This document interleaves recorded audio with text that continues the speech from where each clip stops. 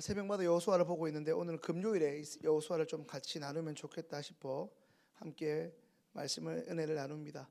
가나안 땅 남부의 가장 거대한 성 가운데 하나였던 기브온이 이스라엘에 항복했다는 소식은 그 주변의 다른 왕들에게는 이른바 청천벽력과 같은 큰 충격으로 다가왔습니다. 이스라엘 군대의 이 가나안 정복에 맞설 주력 부대가 되어야 할 기브온의 이와 같은 항복은 충격을 넘어 주변의 왕들에게 일종의 배신감을 안겨주었습니다. 예루살렘 왕 아도니세덱을 중심으로 한 가나안 남부의 5 왕들은 시급히 연합군을 구성하여 기브온성을 향해 몰려왔습니다. 이것은 배신자에 대한 응징이기도 하지만 지리적 그리고 전략적으로 요충지에 해당하는 이 기브온의 항복으로 인한 이제 다음 순서가 자신들의 나라가 될 처지가 될 것을 예감한 그들의 불가피한 소위 생존 전략이기도 했습니다. 비록 기브온이 당시 강대한 성이긴 분명했지만 무려 5 나라가 연합하여 자신의 나라를 총공격하고 있는 상황에 너무나 다급해진 기브온 민족은 자신들의 속임수라는 계략에 넘어간 어찌 보면 우방 같지만 또 명확하게는 우방이라 할 수 없는 이 여호수아가 이끄는 이스라엘 군대에게 이른바 지원을 요청하게 됩니다. 일종의 속임수에 넘어가 맺은 화친 조약 때문에 어쩔 수 없이 여호수아는 가나안 종족과의 이 전쟁에 끼어들어야 하는 상황에 처했습니다. 왜냐하면 여호수아와 이스라엘 군대가 결코 원하는 상황이 분명 아니었지만 어차피 이 가나안 전역을 정복해내야 하는 것이 하나님의 분명한 뜻이었고 그 하나님의 명령으로 이제 가나안에 입성하게 된 여호수아의 사명이었기 때문입니다. 5 부족 이 연합군 공격으로 다급해진 기브온의 갑작스러운 지원 요청을 받게 된 여호수아는 마치 예고하고 예상했다는 듯이 한치의 망설임 없이 즉시 전군을 소집하여 가나안 5 연합군과의 전쟁에 돌입합니다. 잘 아시는 대로 여호수아는 길갈에서 기브온까지 30에서 40km 이 장거리를 빠르게 행군하여 지금 위기에 처해 있는 기브온 족속을 구원합니다. 비록 속임수에 넘어가 화친을 맺긴 하였으나 그것 또한 하나님의 이름으로 하였던 맹세이기 때문에 철저히 그 계약을 이행하려는 지도자 여호수아의 이러한 태도에 하나님은 함께 하시겠다는 약속과 함께 먼 거리를 단숨에 달려온 이 여호수아의 의지를 격려라도 하시듯이 가나안 남부 이 5개국 연합군이 벳호론의 그 비탈에서 도망치고 있을 때 오늘 말씀에서 확인하신 것처럼 큰 우박덩이를 내리심으로 여호수아의 기브온 민족 그 지원 사격을 돕게 합니다. 결코 당시 과학이나 오늘날의 첨단 과학으로도 쉽게 설명할 수 없는 태양이 마치 한순간에 정지된 것처럼 계속해서 그 장소에 머물러 있고 달이 멈추는 이적을 일으키시기까지 하나님은 여호수아의 군대와 함께 하나님께서 직접 그들과 싸우셨습니다. 여기까지가 오늘 우리가 읽은 여호수아 10장 이 서론부에 해당하는 사건의 요약입니다.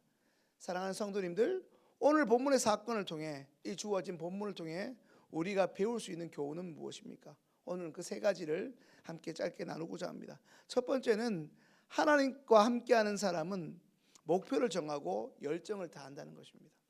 기브온 민족으로부터 이른바 지원 사격을 요청받은 여호수아는 해발 1800m가 넘는 험한 산지에, 요즘 선거철에 험지라고 하죠. 험한 산지에 위치한 기브온 땅으로 가는 것을 결코 두려워하거나 주저하지 않았습니다. 거기까지 행군하는 것도 결코 쉽지 않은 것인데 그곳에는 이 5개국의 강한 군사들이 기다리고 있는 상황이었습니다. 하지만 하나님의 사람 여호수아는 지금까지 숱한 전투처럼 이제 승리의 목표를 향하여 최선을 다해 준비할 뿐 아니라 이른바 적의 허를 찌르는 기습작전으로 이번에도 승리를 얻어내게 됩니다.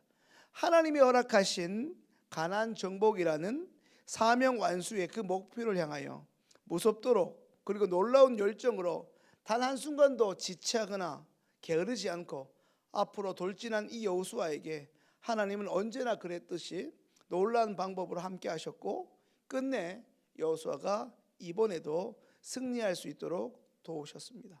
두 번째는 하나님과 함께하는 사람은 무엇보다 하나님이 나와 함께하고 계심을 확신한다는 것입니다. 하나님이 허락하신 이 사명에 충실히 매진하는 하나님의 사람에게 하나님은 결코 모른 척하거나 그의 일에, 그의 도움을 청하는 그 장소에, 그 상황에 결코 침묵하지 않으십니다. 하나님은 반드시 그의 길을 인도하십니다. 오늘 본문 8절 말씀 함께 읽겠습니다. 그때에 여호와께서 여호수아에게 이르시되 그들을 두려워하지 말라. 내가 그들을 내 손에 넘겨주었으니 그들 중에서 한 사람도 너를 당할 자 없으리라 하신지라. 방금 함께 읽은 8절에는 기브온을 돕기 위해 하나님께서 행군하는 여호수아에게 함께할 뿐 아니라 승리가 이미 여호수아의 손에 있음을 약속하고 계시는 장면이 나옵니다. 성도님들, 우리 흔히 말하는 열정이 무엇이라 생각하십니까?